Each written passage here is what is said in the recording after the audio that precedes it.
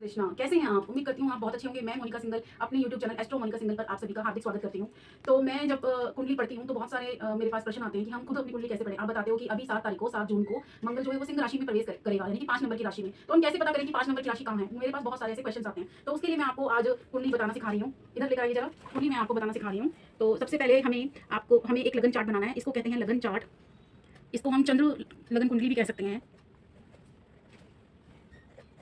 इसको हम चंद्र लगन कुंडली भी कह सकते हैं। तो सबसे पहले आपको इस तरीके से एक बॉक्स बनाना है।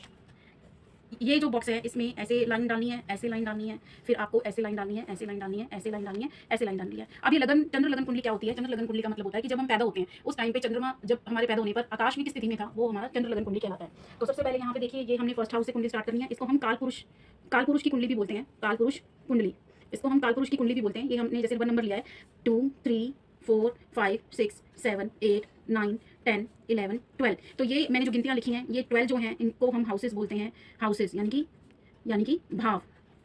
और जो पहले नंबर से मैंने स्टार्ट किया और ये एंटी क्लॉकवाइज चलता है, जैसे 2 3 4 5 6 7 8 9 10 11 12। इस तरीके से हमें पता होना चाहिए कि 12 हमारी राशियाँ होती हैं और 12 हमारे भाव होते हैं और हर भाव का कोई ना कोई मालिक होता है। ये सब हमें पता होना चाहिए। तो सबसे पहले हम 12 राशियों की बात करें। 1 2 3 4 5 6 7 8 9 10 11 12। तो पहली राशि हमारी होती है मेष राशि, जिसे हम इंग्लिश में एरियस राशि भी बोलते हैं। दूसरी होती है वृषभ, तीसरी होती है मिथुन, चौथी होती है कर्क, पांचवीं सिंह, छठी कन्या, सातवीं तुला, आठवीं वृश्चिक, नवीं धनु, 10वीं मकर, 11वीं कुंभ और लास्ट वाली होती है मीन। ये सब राशियाँ होती हैं, 12 राशियाँ होती हैं। और 12 राशियाँ जो होती हैं उन सबके लोड भी होते हैं। जैसे आपके पास 2 घर हो या 1 घर हो, उस हिसाब से राशियों के भी अपने घर होते हैं, उनके मालिक होते हैं, राशियों के भी मालिक होते हैं। तो पहली जो राशि होती है उसका मालिक होता है मंगल, दूसरी का शुक्र, तीसरी का बुध, यानी कि ग्रह। ये जो मैं मालिक की बात कर रही हूँ ये प्लैनेट की बात कर रही हूँ, प्लैनेट। ठीक है, राहु और केतु को कोई भी घर नहीं मिला हुआ है।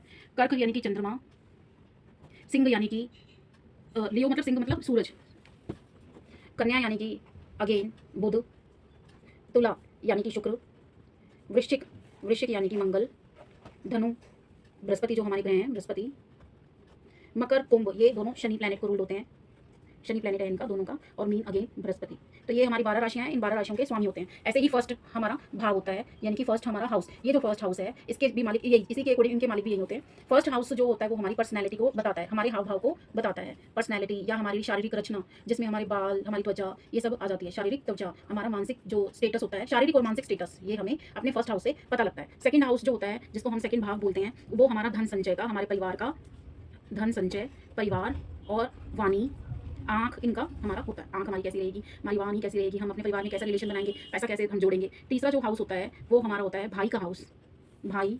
और जो हमारे लघु यात्राएं यानी कि शॉर्ट ट्रैवल्स जो हमारी होती हैं, यात्राएं, इनका हमारा कम्युनिकेशन का भी होता है। फोर्थ हाउस हमारे माँ का होता है, यानी कि माता का हाउस होता है। और हमारे जो घर का वातावरण होता है, घर का वातावरण, घर में हमें प्रॉपर्टी मिलेगी नहीं मिलेगी, फर्नीचर वगैरह ये सब। फिफ्थ जो हाउस होता है वो हमारी जो लव अफेयर्स होते हैं, जैसे कईयों के लव अफेयर्स होते हैं, उनके बारे में। जो हमारी क्रिएटिविटी है, जो हमारी क्रिएटिविटी, रियल हैप्पीनेस और हमारी संतान के बारे में होता है, मतलब बच्चों के बारे में होता है कि हमारे बच्चे कैसे पैदा होंगे, कितने बच्चे होंगे। सिक्स्थ हाउस हमारा आय का, मतलब हम किस तरीके की जॉब करेंगे, जॉब का। और जॉब, रोग, रिपू, रोग मतलब हमें बीमारी कैसी लगेगी, रिपू दुश्मन कैसे होंगे, कर्जा अगर हमें कोई चढ़ा हुआ है तो उसके हम उपाय करते हैं। सेवंथ हाउस हमारा पार्टनर, जो लाइफ पार्टनर होता है उसके बारे में हमें पता लगता है, हमारी मैरिज के बारे में पता लगता है। हमारा जो बिजनेस पार्टनर होता है वो किस प्रकार का होगा ये भी हमें पता लगता है। आठवां जो होता है वो हमारी आय के बारे में, और हमें अचानक से धन प्राप्त होगा या अचानक से हमारा लॉस होगा, और वो भी अचानक से लोन और लॉस और अचानक से गेन, ये भी हमें पता लगता है। तो चलिए हम 9th हाउस के बारे में बात कर लेते हैं। 9th हाउस या 9th भाव ये हमें बताता है कि हमारे घर में जो पिता है उसका स्वास्थ्य कैसा होगा, जो हमारे घर में परंपराएं हैं वो हमें कैसे प्राप्त मिल रही हैं, हम परंपराओं के विपरीत जा रहे हैं या नहीं, या मतलब इंटरकास्ट मैरिज कर रहे हैं या नहीं, ये हमें इससे पता लगता है। साथ में हमें यहाँ से पता लगता है हमारे भाग्य का, और हमारी जो एंसेस्टर्स प्रॉपर्टी होती है, एंसेस्टर्स प्रॉपर्टी के बारे में भी यहाँ से हमें पता लगता है। हमारा भाग्य, देखो कुंडली में ये हाउस बहुत इंपॉर्टेंट है क्योंकि यहाँ से हमारे भाग्य का पता लगता है। तो चलिए अब हम 10वें भाव के बारे में, ये हमारा कर्म का भाव है कि हमें कर्म किस प्रकार से करना है, हमें उसका फल कैसे मिलेगा। और 11th हाउस हमारी घर, जो भी हमारी आमदनी है, आय, हमारे दोस्त, हमारा सामाजिक जो दायरा है वो किस प्रकार का होगा, ये सब पता लगता है। सामाजिक दायरा, हमारे दोस्त और हमारे प्रॉफिट हमें कैसे होंगे, या धन इच्छाएँ, हमारी इच्छाएँ या लाभ, ये सब।